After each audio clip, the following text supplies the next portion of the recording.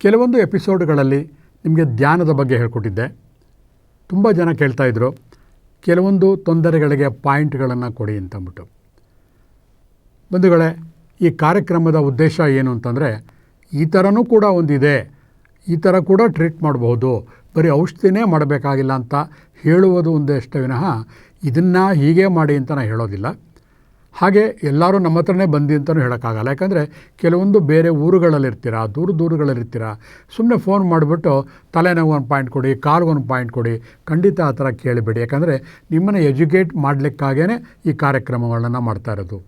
ಕೆಲವೊಂದನ್ನು ಹೇಳ್ಬೋದು, ಕೆಲವೊಂದನ್ನು ಹೇಳೋಕ್ಕಾಗಲ್ಲ. ಕಾರಣ ಮನುಷ್ಯನ ದೇಹ ಅನ್ನೋದು ಒಂದು ಸಂಕೀರ್ಣವಾಗಿರುತ್ತೆ, ಕಾಂಪ್ಲೆಕ್ಸ್ ಆಗಿರುತ್ತೆ. ಸುಮ್ಮನೆ ಒಂದು ಪಾಯಿಂಟ್ ಕೊಟ್ಬಿಟ್ಟು ಒಂದು ಕಾಯಿಲೆ ಹೋಗುತ್ತೆ ಅಂತ ಯಾವುದು ವಿದ್ಯೆ ಇಲ್ಲ ಬಂಧುಗಳೇ. ಕಾರಣ ಮನುಷ್ಯ ಆರೋಗ್ಯವನ್ನು ನಾವು ಗಮನಿಸಿದಾಗ ಅವನ ನಾಲಿಗೆಯನ್ನು ನೋಡಬೇಕು, ಕಣ್ಣುಗಳನ್ನು ನೋಡಬೇಕು, ಅಥವಾ ನಾಡಿಗಳನ್ನು ನೋಡಬೇಕು, ಅವನ ಆರೋಗ್ಯ ಹೀಟಾ ಕೋಲ್ಡ ಇವೆಲ್ಲ ಗಮನಿಸಬೇಕು. ನೋಡಿ ಒಂದು ಪಾಯಿಂಟ್ ಕೊಡಬೇಕಷ್ಟೇ ವಿನಃ ಸುಮ್ಮನೆ ಬ್ಲೈಂಡಾಗಿ ಒಂದು ಪಾಯಿಂಟ್ ಕೊಟ್ಬಿಟ್ರೆ ಒಂದು ಕಾಯಿಲೆ ಹೊಟ್ಟೋಗ್ಬಿಡುತ್ತೆ. ಖಂಡಿತ ಅದು ಸುಳ್ಳು ಬಂಧುಗಳೇ. ಖಂಡಿತ ಯಾರು ದಯವಿಟ್ಟು ಅದನ್ನು ಫಾಲೋ ಮಾಡಬೇಡಿ. ಯಾವುದೇ ಜ್ಞಾನವನ್ನು ಕೂಡ ಇದರಲ್ಲಿ ಒಂದು ಪರಿಹಾರ ಇದೆ ಅಂತಂದಾಗ ಅದರಲ್ಲಿ ಆಳವಾದ ಒಂದು ಜ್ಞಾನವನ್ನು ಪರಿಣಿತಿಯನ್ನು ಪಡ್ಕೊಂಡವರಿಂದ ಅಥವಾ ನೀವು ಪಡ್ಕೊಂಡು ಅದನ್ನು ಅಭ್ಯಾಸ ಮಾಡಬೇಕಷ್ಟೇ ವಿನಃ ಸುಮ್ಮನೆ ಬ್ಲೈಂಡಾಗಿ ಮಾಡಿದಾಗ ಅಲೋಪತಿ ಮೆಡಿಸಿನ್ಗೂ ನಿಮಗೂ ಏನು ವ್ಯತ್ಯಾಸ ಆಗುತ್ತೆ? ಯಾವುದೇ ಒಂದು ಕಾಯಿಲೆ ಹೆಸರು ಹೇಳ್ಬಿಟ್ಟು ಇದಕ್ಕೆ ಈ ಮಾತ್ರೆ ತೊಗೊಳ್ಳಿ ಹೋಗುತ್ತೆ. ಇವಾಗ ಕೆಮ್ಮು ಬಂದವರಿಗೆಲ್ಲರಿಗೂ ಕೂಡ ಒಂದು ಸಿರಪ್ ಇರೋ ಆಗಿದ್ದಿದ್ರೆ ಪ್ರಪಂಚದಲ್ಲಿ ನಾನೇ ಬೇಕಾದ್ರೆ ಒಂದು 10 ಕೋಟಿ ಡೊನೇಟ್ ಮಾಡಿ ಎಲ್ಲ ಕೆಮ್ಮು ಬಂದವ್ರಿಗೆ ಆ ಸಿರಪ್ಪನ್ನು ಕೊಡುವಂತ ಮಾಡ್ತಾಯಿದ್ದೆ. ಸುಳ್ಳು, ಕಾರಣ ಇಲ್ಲ. ಕಾರಣ ಏನು ಅಂತಂದರೆ, ಕೆಮ್ಮು ಬಂದಿರೋದು ನಿಜ, that is outcome of the some disease. ಆದರೆ ಅದಕ್ಕೆ ಪರಿಹಾರ ಬರೀ ಸಿರಪ್ ಒಂದೇ ಅಲ್ಲ. ಕೆಲವರಿಗೆ ಕೋಲ್ಡಿಂದ ಬಂದಿರುತ್ತೆ, ಕೆಲವರು ಗಂಟಲ ಇನ್ಫೆಕ್ಷನಿಂದ ಬಂದಿರುತ್ತೆ, ಕೆಲವರಿಗೆ ಗಂಟಲ ಕ್ಯಾನ್ಸರಿಂದ ಬಂದಿರುತ್ತೆ. ಒಬ್ಬೊಬ್ಬರ ದೇಹದ ಪ್ರಕೃತಿಯು ಕೂಡ ವಿಭಿನ್ನವಾಗಿರುತ್ತೆ. ಹೇಗೆ 144 ಕೋಟಿ ಜನಗಳಲ್ಲಿ 120 ಜನ ಮೊಬೈಲ್ಗಳನ್ನು ಯೂಸ್ ಮಾಡ್ತಿರ್ತೀರೋ, ಹಾಗೆ 144 ಜನಗಳಲ್ಲಿ 144 ಕೋಟಿ ಆತ್ಮಗಳಿರುತ್ತೆ. ಒಂದು ಆತ್ಮ ಇನ್ನೊಂದು ಆತ್ಮಕ್ಕೆ ಸಮ ಅಲ್ಲ.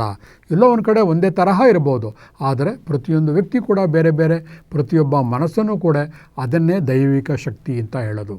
ಮನುಷ್ಯನ ಕಲ್ಪನೆಗೂ ಮೀರಿದಂತಹ ಶಕ್ತಿಯೇ ನಾವು ಕಾಸ್ಮಿಕ್ ಎನರ್ಜಿ ಅಂತ ನಾವು ಹೇಳೋದು. ಈಗ ನಾನು ನಿಮಗೆ ನಿಮ್ಮ ಅನುಕೂಲಕ್ಕೋಸ್ಕರ ಕೆಲವೊಂದನ್ನು ನಿಮ್ಮ ಅನುಕೂಲಕ್ಕೋಸ್ಕರ ಆರ್ಥರೈಟಿಸ್, ನಾರ್ಮಲಿ ಆರ್ಥರೈಟಿಸ್ ಅಂತ ಒಂದು ಬ್ರ್ಯಾಂಡ್ ಮಾಡಿರ್ತೀವಿ. ನನ್ನ ಪ್ರಕಾರ ಯಾವುದೇ ಕಾಯಿಲೆನೂ ಕೂಡ ಬ್ರ್ಯಾಂಡ್ ಮಾಡಬಾರ್ದು ಬಂಧುಗಳೇ. ಯಾಕಂದರೆ ದೇಹದಲ್ಲಿ ಸಮಗ್ರವಾಗಿ ನಾವು ನೋಡಬೇಕು, ಹೋಲಿಸ್ಟಿಕ್ ಆಗಿ ತಲೆಯಿಂದ ಕಾಲಿನವರೆಗೆ ಏನೋ ವ್ಯತ್ಯಾಸ ಆದಾಗ ಆರ್ಥರೈಟಿಸ್ ಅಂತಹ ಒಂದು ಕಾಯಿಲೆ ಕಾಣುತ್ತೆ. ಆರ್ಥರೈಟಿಸ್ ಅಂದ್ರೇನು? ಜಾಯಿಂಟ್ಗಳಲ್ಲಿ ಪೇಯ್ನ್ಗಳಾಗ್ತಾ ಇರೋದು ಅಥವಾ ಬೆನ್ನಿನ ನರಗಳಲ್ಲಿ ನೋವು ಬರ್ತಿರೋದು. ಸಾಮಾನ್ಯವಾಗಿ ಎಷ್ಟೋ ಜನ ಅನುಭವಿಸ್ತಾ ಇರ್ತೀರ, ಬೆನ್ನಿನ ನರದಲ್ಲಿ L4 L5 ಇಲ್ಲ ನೋವು ಬರ್ತಿರುತ್ತೆ, ಅಥವಾ ತಲೆ ಭಾಗದಲ್ಲಿ ಇಲ್ಲೆಲ್ಲ ನೋವು ಬರ್ತಿರುತ್ತೆ, ಕತ್ತಿನ ಹಿಂಭಾಗದಲ್ಲಿ ನೋವು ಬರುತ್ತೆ, ಈ ಜಾಯಿಂಟ್ಗಳಲ್ಲಿ ಪೇಯ್ನ್ ಆಗ್ತಾ ಇರುತ್ತೆ ಎಲ್ಲ ಹೇಳ್ತಾ ಇರ್ತೀರ.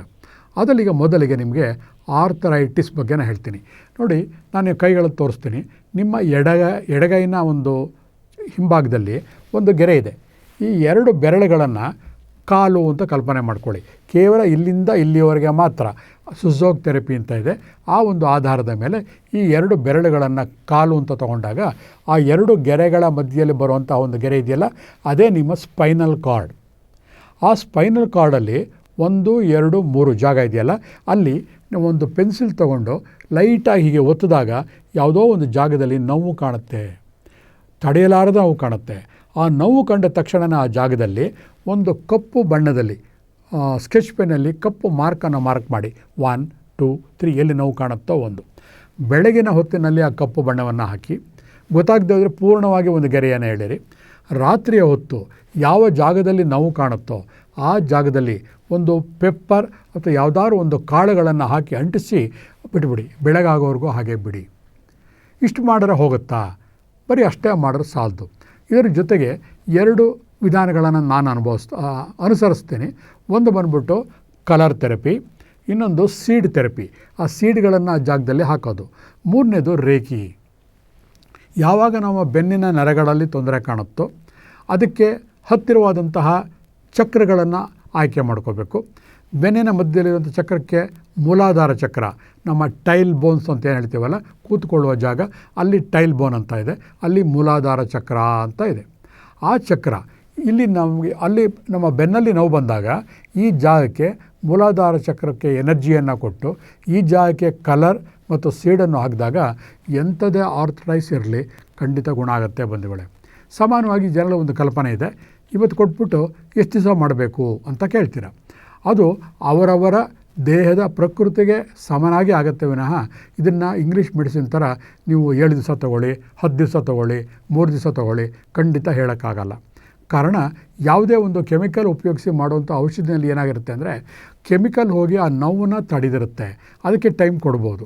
ಇದು ಮೂಲದಲ್ಲೇ ಹೋಗಿ ನಿಮ್ಮ ನೋವಿಗೆ ಏನು ಕಾರಣ ಇರುತ್ತಲ್ಲ ಅದನ್ನೇ ತೆಗೆದುಹಾಕೋದ್ರಿಂದ ನಿಮ್ಮ ಬೇರಿನ ಒಳಗಡೆ ಎಷ್ಟು ಇಳಿದಿರುತ್ತಲ್ಲ ಆಳವಾಗಿ ಅದರ ಮೇಲೆ ಡಿಪೆಂಡ್ ಆಗುತ್ತೆ. ಕೆಲವರಿಗೆ 2 ತಿಂಗಳ ಕಾಲ ಏನೂ ರಿಸಲ್ಟೇ ಕಾಣಲ್ಲ, 2 ತಿಂಗಳ ಒಂದೇ ದಿವಸದಲ್ಲಿ ನಿಮಗೆ ಗುಣ ಕಾಣ್ಬೋದು, ಮತ್ತೆ ತಿರುಗಿ ಬರೋದಿಲ್ಲ.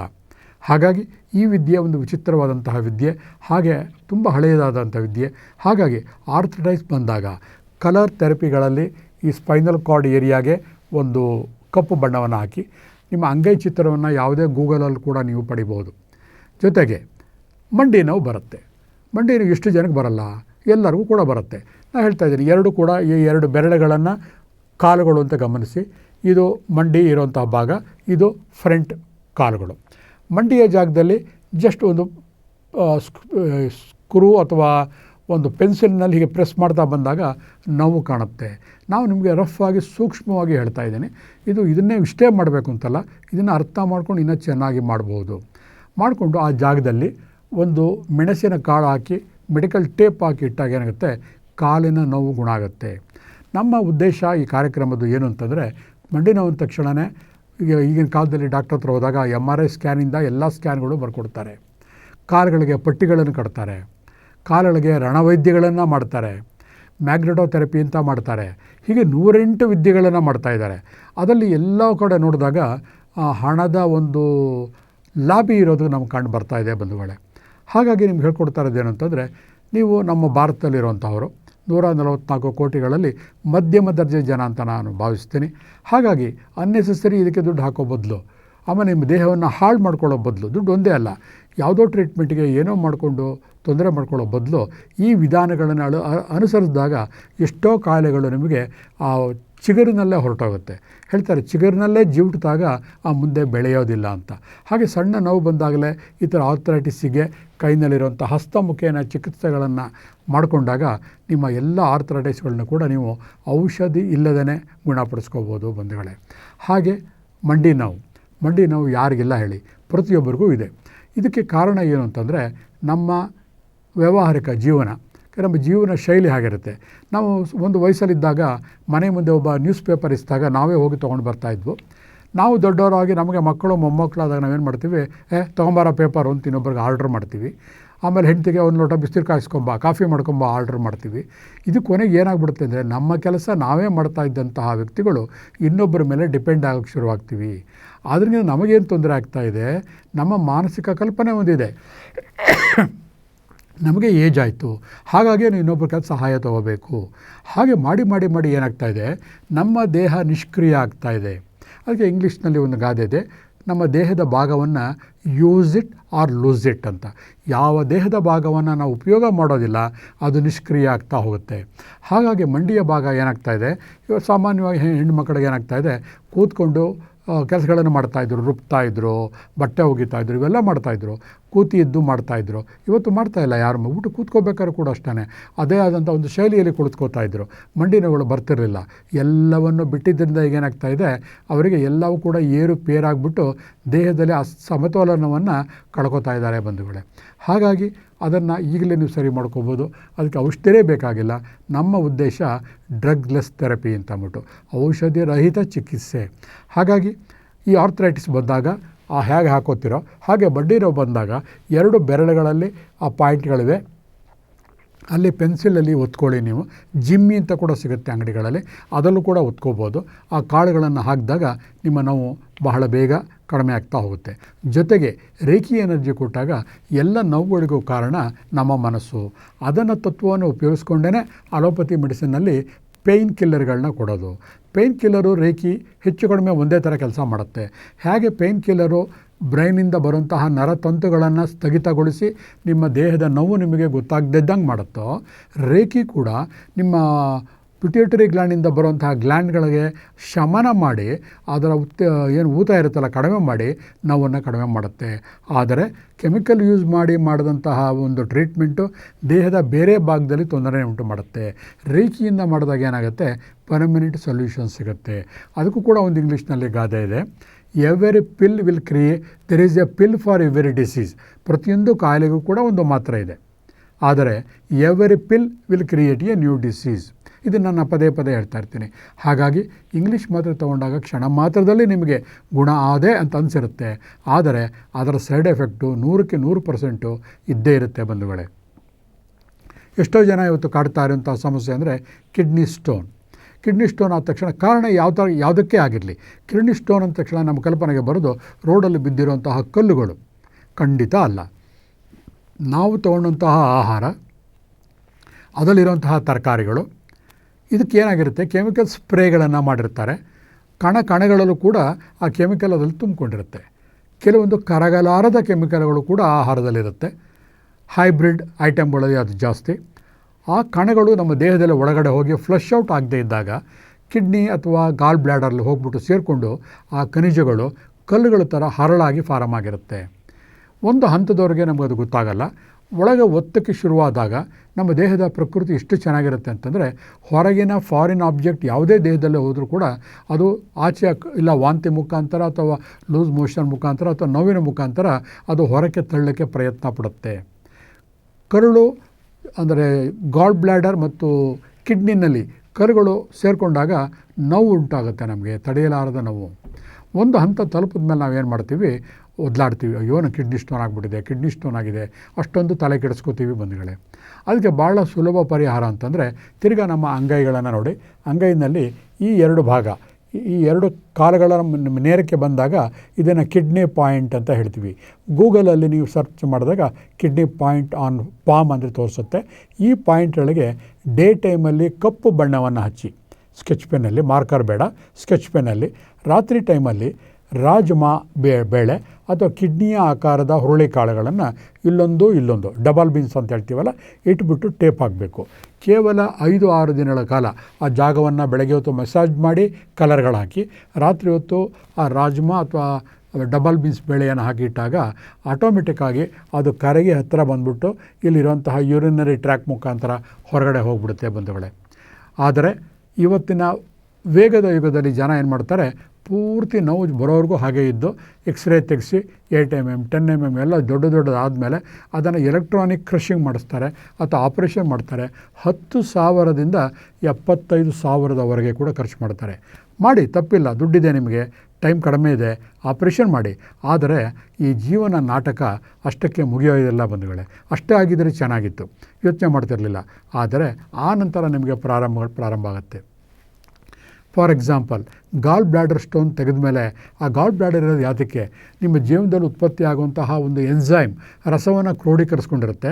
ಎಕ್ಸೆಸ್ ಫುಡ್ ತೊಗೊಂಡಾಗ ತಿರ್ಗಿ ವಾಪಸ್ ಹೋಗಿ ಕರಗಿಸೋಕ್ಕೋಸ್ಕರ ದೇವರು ಮಾಡಿಟ್ಟಿರುವಂತಹ ಒಂದು ಕ್ರಿಯೆ. ಆ ಗಾಲ್ ಬ್ಲ್ಯಾಡರ್ನೇ ತೆಗೆದುಬಿಟ್ಟಾಗ ಏನಾಗುತ್ತೆ, ಆ ವ್ಯಕ್ತಿಯ ಲೈಫೇ ಒಂಥರ ಅರ್ಧ ಡೌನ್ ಆದಂಗೆ. ಏನೇ ಆಹಾರ ತೊಗೊಂಡ್ಕೊಂಡು ಏರುಪೇರು ಆಗ್ತಿರುತ್ತೆ, ಪದೇ ಅಸಿಡಿಟಿ ಆಗ್ತಿರುತ್ತೆ, ಲೈಫ್ ಲಾಂಗ್ ಅವನು ಪೇಷಂಟ್ ಆಗಿಬಿಡ್ತಾನೆ. ಅದೇ ನಮ್ಮ ಕಲರ್ ಥೆರಪಿ ಅಥವಾ ಈ ನಮ್ಮ ಮೆಥಡ್ ಯೂಸ್ ಮಾಡಿದಾಗ ಆ ತೊಂದರೆ ಇರೋದಿಲ್ಲ. ಕಿಡ್ನಿನೂ ಅಷ್ಟೇ. ಕಿಡ್ನಿನಲ್ಲಿ ಆ ಎಲೆಕ್ಟ್ರಾನಿಕ್ ಕ್ರಷರಿಂದ ಆ ಕಲ್ಲುಗಳನ್ನು ಒಡೆದು ತೆಗಿತಾರೆ. ನಿಜ, ಒಪ್ಕೋತೀನಿ, ಎಲ್ಲ ಚೆನ್ನಾಗಿರುತ್ತೆ, ದುಡ್ಡು ಇರುತ್ತೆ, ಟೈಮ್ ಇರುತ್ತೆ, ನಿಮ್ಗೆ ಒಳ್ಳೆ ಡಾಕ್ಟ್ರ್ ಪರಿಚಯ ಇರುತ್ತೆ, ನಿಮ್ಮ ಮಕ್ಕಳೇ ಡಾಕ್ಟ್ರು, ಎಲ್ಲವೂ ನಿಜ. ಆದರೆ ಆಫ್ಟರ್ ಎಫೆಕ್ಟ್ ಆಫ್ ಸರ್ಜರಿ ಏನು? ಒಂದು ಸತಿ ಸ್ಟೋನ್ ಆ ಥರ ಮಾಡಿದ್ಮೇಲೆ ಪದೇ ಸ್ಟೋನ್ ಫಾರಮ್ ಆಗ್ತಾನೆ ಇರುತ್ತಲ್ಲ, ಅದಕ್ಕೆ ಯಾರು ಉತ್ತರ ಕೊಡ್ತಾರೆ? ತಿರ್ಗಾ ಫಾರಮ್ ಆದಾಗ ಪದೇ ನೀವು ಅದನ್ನು ಕ್ರಷ್ ಮಾಡ್ತಾ ಇದ್ದಾಗ ಬರೀ ಆ ಜಾಗ ಮಾತ್ರ ಹಾಳಾಗೋದಿಲ್ಲ, ಅದರ ಸುತ್ತಮುತ್ತಲಿರೋ ಜಾಗಕ್ಕೂ ಕೂಡ. ನಮ್ಮ ಕಿಡ್ನಿ ಅನ್ನೋದು ತುಂಬ ಸೂಕ್ಷ್ಮವಾದಂತಹ ಜಾಗ. ನೀವು ಹಣ್ಣಿನ ರಸ ಸೋಸೋದಕ್ಕೆ ಒಂದು ಜಾಲರಿನ ಹಿಡ್ಕೊಂಡಿರ್ತೀರ, ಪ್ಲಾಸ್ಟಿಕ್ದಿರ್ಬೋದು ಅಥವಾ ಕಬ್ಬಿಣದ್ದು ಸಣ್ಣ ತೂತುಗಳಿರುತ್ತೆ. ಅದಕ್ಕೇನೋ ಒಂದು ಬೆಂಕಿ ಬಿದ್ದು ಒಂದು ರಂಧ್ರ ಬ್ಲ್ಯಾಕ್ ಆಗಿಬಿಟ್ರೆ ಅದು ಕೆಲಸನೇ ಮಾಡಲ್ಲ. ಹಾಗೆ ನಮ್ಮ ಕಿಡ್ನಿಯಲ್ಲಿರುವಂತಹ ಆ ಜಾಲ ಪದರಗಳಿರುತ್ತಲ್ಲ, ಸ್ವಲ್ಪ ಆ ರೇಸು ಅಲ್ಲಿಗೂ ಹೋಗುತ್ತೆ, ಬರೀ ಕಲ್ಲುಗಳಿಗೆ ಮಾತ್ರ ಬೀಳೋದಿಲ್ಲ. ಅದು ಡ್ಯಾಮೇಜ್ ಆಯಿತು ಅಂತಂದರೆ ಲೈಫ್ ಲಾಂಗ್ ನೀವು ಡಯಾಲಿಸಿಸ್ ಅಥವಾ ಕಿಡ್ನಿ ಪ್ರಾಬ್ಲಮಿಂದ ಸಫರ್ ಮಾಡಬೇಕಾಗತ್ತೆ ಬಂಧುಗಳೇ. ಈ ಎಲ್ಲ ಒಂದು ಭಯಂಕರ ಒಂದು ತೊಂದರೆಗಳಿಂದ ಅವಾಯ್ಡ್ ಮಾಡ್ಕೋಬೇಕು ಅಂತಂದರೆ ನೀವು ಮಾಡಬೇಕಾಗಿದ್ದಿಷ್ಟೇ ಡ್ರಗ್ಲೆಸ್ ಥೆರಪಿ. ತೀವ್ರ ಅನಿವಾರ್ಯವಾಗಿ ನೀವು ಮಾಡ್ಕೊಳ್ಳೋಕ್ಕೂ ಆಗ್ದೇ ಪ್ರಾಣ ಹೋಗ್ತಿರೋ ಪರಿಸ್ಥಿತಿ ಬಂದರೆ ಅಂಥದನ್ನು ಮಾಡಿ. ಅದರ ಬದಲು ನಿಮಗೆ ಗೊತ್ತಿರೋ ವಿಷಯಗಳು ಗೊತ್ತಿದ್ದರೆ ಬೇಗ ಸಮಯಕ್ಕೆ ಸರಿಯಾಗಿ ನೀವು ಟ್ರೀಟ್ಮೆಂಟ್ಗಳನ್ನ ತೊಗೋಬೋದು. ಬರೀ ಅಂಗೈಗಳಲ್ಲೇ ನಿಮ್ಮ ಆರೋಗ್ಯ ಅಡಗಿದೆ. ಹಾಗೆ ಆಂಗ್ಸೈಟಿ, ಟೆನ್ಷನ್ ಇಷ್ಟೆಲ್ಲ ಬರ್ತಿರುತ್ತೆ. ಹಾಗೆ ಏನು ಮಾಡೋದು? ಇದಕ್ಕೆ ರಿಸ್ಟ್ ಅಂತ ಹೇಳ್ತೀವಿ. ನಾವೇನು ವಾಚ್ ಕಟ್ತೀವಲ್ಲ, ವಾಚ್ ಕಟ್ಟುವ ಒಂದು ಮೇಲ್ಭಾಗದಲ್ಲಿ ಈ ಜಾಗದಲ್ಲಿ ಜೋರಾಗಿ ಪ್ರೆಷರ್ ಹಾಕಬೇಕು, ಇಲ್ಲಿಗೆ ಮತ್ತು ಇಲ್ಲಿಗೆ, ಅಥವಾ 3 ಕಡೆ 1 2 3. ಜೊತೆಗೆ ರೇಖಿನಲ್ಲಿ ಆಜ್ಞಾಚಕ್ರ ಮತ್ತು ಮಣಿಪುರ ಚಕ್ರ. ಆಜ್ಞಾಚಕ್ರ ಎಲ್ಲಿದೆ? 2 ಹುಬ್ಬುಗಳ ಮಧ್ಯದಲ್ಲಿ ಆಜ್ಞಾಚಕ್ರ ಇದೆ. ಹೊಕ್ಕಳಿನ ಜಾಗಕ್ಕೆ ಮಣಿಪುರ ಚಕ್ರ ಅಂತ ಹೇಳ್ತೀವಿ. ಎರಡಕ್ಕೂ ರೇಖಿ ಎನರ್ಜಿ. ನೀವು ಕೇಳ್ಬೋದು, ರೇಖಿ ಎನರ್ಜಿ ಕೊಡು ಅಂತ ಹೇಳ್ತಾ ಇದ್ದೀರಾ, ಹೇಗೆ? ಹೌದು, ಯಾಕೆಂದರೆ ದಾರಿ ತೋರಿಸೋದು ಮಾತ್ರ ನನ್ನದು ಕರ್ತವ್ಯ. ಮಾಡುವುದು ಹೇಗೆ ಅನ್ನೋದು ನಿಮಗೆ ಸೇರಿದ್ದು. ಯಾಕೆಂದರೆ ಊಟವನ್ನು ಕಲಸಿ ತಟ್ಟೆಗೆ ಹಾಕಿ ಕೊಡ್ಬೋದು, ಅಗಿದು ನುಂಗಬೇಕಾಗಿದ್ದು ನಿಮ್ಮ ಕೆಲಸ. ರೇಖಿ ಕಲ್ತಿಲ್ವಾ? ಕಲ್ತ್ಕೊಳ್ಳಿ, ಬನ್ನಿ, ನಮ್ಮ ಕೂಡ ರೇಖಿ ಕ್ಲಾಸ್ಗಳು ಮಾಡ್ತೀವಿ. ಆ ಟೈಮಲ್ಲಿ ಅಥವಾ ಆನ್ಲೈನಲ್ಲಿ ಮಾಡಿಕೊಂಡು ರೇಖಿ ಅಥವಾ ಬಲ್ಲವರಿಂದ ಕಲ್ತ್ಕೊಳ್ಳಿ. ಇವತ್ತೇನು ಹೆಜ್ಜೆ ಹೆಜ್ಜೆಗೂ ಕೂಡ ರೇಖಿ ಕಲಿಸ್ಕೊಡೋರು ಇದ್ದಾರೆ. ಒಬ್ಬೊಬ್ರದ್ದು ಒಂದೊಂದು ವಿಧಾನ ಇರುತ್ತೆ. ರೇಖಿ ಕಲ್ತ್ಕೊಳ್ಳಿ.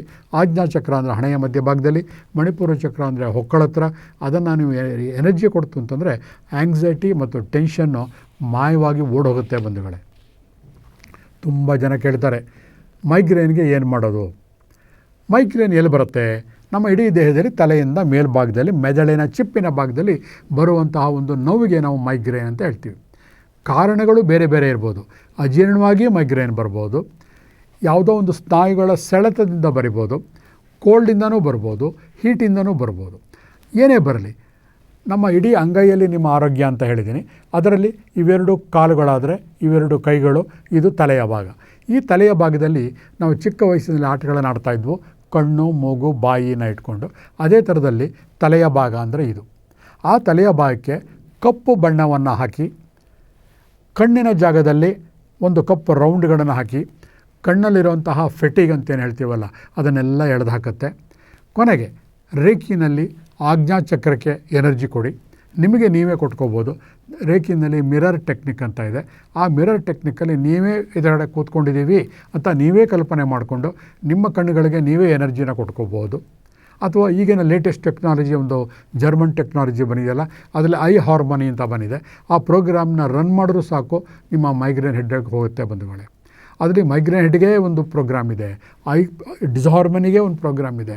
ಅದನ್ನು ತೊಗೊಂಡು ಕೂಡ ನಿಮ್ಮ ತೊಂದರೆಗಳನ್ನು ಕಡಿಮೆ ಮಾಡ್ಕೋಬೋದು. Next tonsils. ಫ್ರೀಕ್ವೆಂಟಾಗಿ, ಎಸ್ಪೆಷಲಿ ಹಳ್ಳಿಗಳಿಗಿಂತ ಸಿಟಿಯ ಜನಗಳಿಗೆ ಟಾನ್ಸಿಲ್ಸ್ ಆಗೋದು ಜಾಸ್ತಿ. ಕಾರಣ ನಮ್ಮದೆಲ್ಲ ಗೋಮುಖ ವ್ಯಾಘ್ರಿಗಳು. ಎಲ್ಲೋ ಹೋಗ್ತಾ ಇರ್ತೀವಿ, ಯಾವುದೋ ಒಂದು ವ್ಯಕ್ತಿಯ ಜನ್ಮದಿನ, ಹುಡುದಬ್ಬ, ಯಾವುದೋ ಸೆಲೆಬ್ರಿಟಿಗಳ ಹುಡುದಬ್ಬ, ಅಲ್ಲಿ ಪಾನಕಗಳು, ಮಜ್ಜಿಗೆಗಳು ಎಲ್ಲ ಕೊಡ್ತಿರ್ತಾರೆ. ನಾವು ಊರಿಗೆ ಆ ಒಂದು ಏರಿಯಾಗೆ ಗಣ್ಯರು, ನಾವು ಕುಡಿದೇವ್ರೆ ಅವ್ರು ತಪ್ಪು ತಿಳ್ಕೊಂಡ್ಬಿಡ್ತಾರೆ ಅಂದ್ಬಿಟ್ಟು ಹೋಗ್ಬಿಟ್ಟು ಇದಕ್ಕೆ ಹೇಳಿದ್ದು ಗೋಮುಖ ವ್ಯಾಘ್ರಗಳು ಅಂತ. ನಮ್ಮ ಆರೋಗ್ಯ ಚೆನ್ನಾಗಿಲ್ಲಪ್ಪ, ನಾವು ತೊಗೊಳ್ಳಲ್ಲ ಅಂತ ನಾವು ಹೇಳಲ್ಲ. ಒಂದು ಸ್ವಾಭಿಮಾನಕ್ಕೆ ಅಡ್ಡ ಬಿದ್ದು ಅದನ್ನು ಕುಡಿತೀವಿ. ಅಷ್ಟು ಜನಕ್ಕೆ ಮಾಸಲ್ಲಿ ಅವರು ಆ ನೀರು ಮಜ್ಜಿಗೆ ಆಗಿರ್ಬೋದು, ಪಾನಕ ಮಾಡೋದು ಹೇಗೆ ಮಾಡ್ತಾರೆ? ಎಲ್ಲಿಂದನೋ ಬಕೆಟಲ್ಲಿ ಟಾಯ್ಲೆಟ್ ಇರ್ಬೋದು, ಮತ್ತೊಂದು ಕಡೆ ನೀರು ತಂದು ಹಿಡಿತಾರೆ, ಕೈಯಲ್ಲಿ ಕಲಿಸ್ತಾರೆ, ಕೊಡ್ತಾರೆ. ಅಲ್ಲಿ ಶುಚಿತ್ವವನ್ನು ಕಾಪಾಡೋದು ಭಾರಿ ಕಷ್ಟ. ಯಾವಾಗಲೂ ಕಡಿಮೆ ಜನ ಇದ್ದಾಗ ಶುಚಿತ್ವವನ್ನು ಕಾಪಾಡ್ಬೋದು, ತುಂಬ ಜನ ಇದ್ದಾಗ ಮಾಡೋಕ್ಕಾಗೋದಿಲ್ಲ. ಹಾಗಾಗಿ ಅಲ್ಲಿ ಕ್ರಿಮಿಕೀಟಗಳು ಬಂದು ನಮಗೆ ಟಾನ್ಸಿಲ್ಸ್ ಆಗುತ್ತೆ. ಅಂತಹ ಸಂದರ್ಭದಲ್ಲಿ ನಮ್ಮ ಹೆಬ್ಬೆರಳಿರುತ್ತಲ್ಲ, ಮೊದಲನೆಯ ಒಂದೇ ಒಂದು ಗೆರೆ, ಮೇಲ್ಗಡೆ ತಲೆ ಭಾಗ, ಮಧ್ಯದಲ್ಲಿ ಒಂದು ಗೆರೆ ಇರುತ್ತೆ, ಕೆಳಗಡೆ ಒಂದು ಗೆರೆ ಇರುತ್ತೆ. ಆ ಮಧ್ಯದ ಗೆರೆಗೆ ಕಪ್ಪು ಬಣ್ಣವನ್ನು ಹಾಕಿ, ಆ ಗೆರೆಯ ಕೆಳಭಾಗದಲ್ಲಿ ರೌಂಡಿಗೆ ಕುಂಕುಮವನ್ನು ಬಿಂದಿ ಇಟ್ಕೊಳ್ಳೋ ಹಾಗೆ 2 ಕಪ್ಪು ಚುಕ್ಕೆಗಳನ್ನು ಹಾಕಿ. ಕೇವಲ 2-3 ದಿನಗಳಲ್ಲಿ ನಿಮ್ಮ ಟಾನ್ಸಿಲ್ಸ್ ಬೆಳವಣಿಗೆ ಸ್ಟಾಪ್ ಆಗುತ್ತೆ. ಗಂಟಲು ನೋವು ಕಡಿಮೆ ಆಗುತ್ತೆ, ಗಂಟಲ ಕಿರಿಕಿರಿ ಕಡಿಮೆ ಆಗುತ್ತೆ. ಇದು ಸಾಕಷ್ಟು ಜನಗಳ ಮೇಲೆ ಪ್ರಯೋಗ ಮಾಡಿ ಅದನ್ನು ಗುಣವನ್ನು ಕಂಡುಕೊಂಡಿದ್ದೀವಿ. ಜೊತೆಗೆ ಟಾನ್ಸಿಲ್ಸ್ ಆಯಿತು. ಟಾನ್ಸಿಲ್ ಜೊತೆಗೆ ರೇಖಿ ಎನರ್ಜಿನೂ ಕೊಟ್ಟರೆ, ಯಾವುದು? ಆಜ್ಞಾಚಕ್ರ, ನೋವುಗಳಾಗಲಿ ಏನೂ ಗೊತ್ತಾಗದೇ ಇರಲಿ ಅಂತ. ಗಂಟಲ ಹತ್ರ ವಿಶುದ್ಧಿ ಚಕ್ರ ಇದೆ. ಹಾಗೆ ಹೊಕ್ಕಳು, ಫುಡ್ಡಿಂದ ಏನಾದ್ರು ವ್ಯತ್ಯಾಸ ಆಗಿದೆ ಅಂತ ಮಣಿಪುರ ಚಕ್ರ. ಆ 3 ಚಕ್ರಗಳಿಗೆ ಎನರ್ಜಿ ಕೊಟ್ಟಾಗ ನಿಮ್ಮ ಟಾನ್ಸಿಲ್ಸ್ ಹೊರಟೋಗುತ್ತೆ. ಇದು ನಿಮಗೆ ಮುಖ್ಯನಾ? ಅಥವಾ ಟಾನ್ಸಿಲ್ಸ್ಗೆ ಹಿಂದೆ ಒಂದು ಕಾಲ ಇತ್ತು, ಔಷಧಿಯನ್ನು ಟಚ್ ಮಾಡಿಬಿಟ್ಟು ಕಿರುನಾಲಿಗೆ ಏನೋ ಎತ್ತೀವಿ ಅಂತ ಹೇಳ್ತಾಯಿದ್ರು, ಅದು ಚೆನ್ನಾಗಿತ್ತು. ಬಟ್ ಆದರೆ ಈಗಿನ ಮಾಡರ್ನ್ ಯುಗದಲ್ಲಿ ಏನಾಗ್ತಾಯಿದೆ, ಟಾನ್ಸಿಲ್ಸ್ ಅಂದ ತಕ್ಷಣವೇ ಒಂದು ಆಂಟಿಬಯೋಟಿಕ್ ಕಂಪಲ್ಸರಿ 7 ದಿವಸ. ಆ ಆಂಟಿಬಯೋಟಿಕ್ಗೋಸ್ಕರ ಇನ್ನೊಂದು ಆಂಟಿಬಯೋಟಿಕ್ ಜೊತೆಗೆ ಅಂಟಾಸಿಡ್ ಒಂದು ಕೊಡ್ತಾರೆ. ಯಾಕಂದರೆ ಆ ಮಾತ್ರೆಯಿಂದ ಸೈಡ್ ಎಫೆಕ್ಟ್ ಆಗುತ್ತೆ ಅಂತ ಗೊತ್ತಿರುತ್ತೆ ಡಾಕ್ಟ್ರಿಗೆ, ಅದಕ್ಕೊಂದು ಕೊಡ್ತಾರೆ. ಅವೆರಡೂ ಕೂಡ ಗುಣ ಆಗಲಿಲ್ಲ ಅಂತಾರೆ ಮುಂದಿನ ವಾರ ಅದನ್ನು ಚೇಂಜ್ ಮಾಡಿಕೊಡ್ತಾರೆ. ಒಂದು ದಿವಸ ನೀವು ಬಿಡೋ ಹಾಗಿಲ್ಲ. ಜೊತೆಗೆ ಒಂದು ಕಾಫ್ ಸಿರಪ್ಪು. ಒಂದು ಕಡೆ ದುಡ್ಡು, ಇನ್ನೊಂದು ಕಡೆ ನಿಮ್ಮ ದೇಹ ಬರೀ ಗಂಟ್ಲಿಗೆ ಮಾತ್ರ ಹೋಗೋದಿಲ್ಲ, ನಿಮ್ಮ ದೇಹದ ಎಲ್ಲ ಅವಯವಗಳಿಗೂ ಕೂಡ ಕಣಗಳಿಗೂ ಕೂಡ ಹೋಗಿ ಈವನ್ ಕಿಡ್ನಿಗೆ ಕೂಡ ತಲುಪುತ್ತೆ, ಲಿವರ್ ಕೂಡ ತಲುಪುತ್ತೆ. ಯಾವುದೇ ಒಂದು ವಸ್ತುವನ್ನು ಬಾಯಲ್ಲಿಟ್ಟ ತಕ್ಷಣವೇ ವೈರ್ಲೆಸ್ಗಿಂತ ಫಾಸ್ಟಾಗಿ ಮೆಸೇಜ್ ಹೋಗೋದು ಲಿವರ್ಗೆ. ಲಿವರು ಯಾವುದೋ ಒಂದು ಹೊರಗಿನ ವಸ್ತು ನನ್ನ ದೇಹಕ್ಕೆ ಬರ್ತಾಯಿದೆ, ಅದನ್ನು ಆಚೆ ತಳ್ಳೋಣ ಅಂತ ಯೋಚನೆ ಮಾಡ್ತಿರುತ್ತೆ. ಇಷ್ಟೆಲ್ಲ ಇಂಟರ್ನಲ್ ಸೆಕ್ಯೂರಿಟಿ ಸಿಸ್ಟಮ್ ದೇಹದಲ್ಲಿದೆ ಬಂಧುಗಳೇ. ಯಾವುದು ಕೂಡ ನಾವು ಅಂದ್ಕೊಂಡಾಗ ಸುಮ್ಮನೆ ಬಾಯಿ ಹಾಕುವ ತಕ್ಷಣವೇ ಒಳಕ್ಕೆ ಹೋಗಿಬಿಡೋದಿಲ್ಲ. ನೀವು ಕಣ್ಣು ಮುಚ್ಕೊಂಡು ಎಲ್ಲೋ ಕಡಲೆಕಾಯಿ ಬೀಜ ತಿಂತಿರ್ತೀರ, ಒಂದೇ ಒಂದು ಎಲ್ಲೋ ನೋಡಿಕೊಂಡು ಅದರಲ್ಲಿರುವಂತಹ ಸಣ್ಣ ಕಲ್ಲು ಬಾಯಿಗೆ ಹೊಟ್ಟೋಗ್ಬಿಡಲಿ, ತಕ್ಷಣ ಮೈಂಡ್ ಅಲರ್ಟ್ ಆಗಿಬಿಡುತ್ತೆ, ಊದ್ಬಿಡ್ತೀರ. ಅಂದರೆ ತಕ್ಷಣವೇ ನಿಮ್ಮ ನಾಲಿಗೆಯ ನರಗಳು ಮೆಸೇಜ್ ಕಳಿಸುತ್ತೆ ಲಿವರ್ಗೆ, ಯಾವುದೋ ಒಂದು ಗಟ್ಟಿ ವಸ್ತು ಬಂದುಬಿಟ್ಟಿದೆ, ಇದು ಕಡಲೆಕಾಯಿ ಬೀಜ ಅಲ್ಲ. ತಕ್ಷಣ ಲಿವರು ಥ್ರೋ ಇಟ್ ಔಟ್ ಅಂತ ಮೆಸೇಜ್ ಕೊಡುತ್ತೆ. ತಕ್ಷಣ ಬಂದುಬಿಟ್ಟು ಬಾಯಿಗೆ ಸುತ್ತಲಿರೋ ದವಡೆಗಳೆಲ್ಲ ಆ್ಯಕ್ಷನ್ ತೊಗೊಂಡ್ಬಿಟ್ಟು ಫೈರ್ ಮಾಡ್ದಂಗೆ ಆ ಕಲ್ಲುಗಳನ್ನು ಆಚೆ ಉಳಿದ್ಬಿಡ್ತೀವಿ. ಎಷ್ಟು ಸೆಕ್ಯೂರಿಟಿ ಸಿಸ್ಟಮ್ ಇದೆ ನೋಡಿ ನಮ್ಮ ದೇಹದಲ್ಲಿ. ಅದೇ ರೀತಿ ಯಾವುದೊಂದು ಪಾನಕವನ್ನು ಏನೋ ಕುಡಿತಿರ್ತೀರ, ಅದರಲ್ಲಿ ಸೋಪಿನ ವಾಸನೆ ಏನಾದ್ರು ಬಂದುಬಿಡಲಿ, ತಕ್ಷಣವೇ ಲಿವರ್ ಹೇಳುತ್ತೆ, ಯಾವುದೋ ಬ್ಯಾಡ್ ಸ್ಮೆಲ್ ಬರ್ತಾಯಿದೆ, ಥ್ರೋ ಇಟ್ ಔಟ್, ತಕ್ಷಣ ವಾಂತಿ ಮಾಡ್ಕೊಂಡು ಬಿಡ್ತೀರ. ಇಷ್ಟು ನಮ್ಮ ಸೆಕ್ಯೂರಿಟಿ ಸಿಸ್ಟಮ್ ಇರುವಂತಹ ದೇಹವನ್ನು ನಾವು ಅರ್ಥ ಮಾಡ್ಕೊಳ್ಳೋದು ಹೋದರೆ ನಮ್ಮ ಆರೋಗ್ಯ ಹೇಗೆ ಸುಧಾರಿಸುತ್ತೆ ಅಲ್ವಾ? ಹಾಗೆ ಥ್ರೋಟ್ ಇನ್ಫೆಕ್ಷನ್ ಆಯಿತು. ನೋಸ್, ಯಾವಾಗಲೂ ಮೂಗನ್ನು ನಾವು ಶ್ವಾಸಕೋಶಕ್ಕೆ ಕಂಪೇರ್ ಮಾಡ್ತೀವಿ. ಮೂಗಿನಲ್ಲಿ ಯಾವಾಗಲೂ ಏನೇ ತೊಂದರೆ ಆದರೂ ಕೂಡ ಶ್ವಾಸಕೋಶದಲ್ಲಿ ತೊಂದರೆ ಆಗಿದೆ ಅಂತ ಕಲ್ಪನೆ ಮಾಡಿಕೊಡಿ.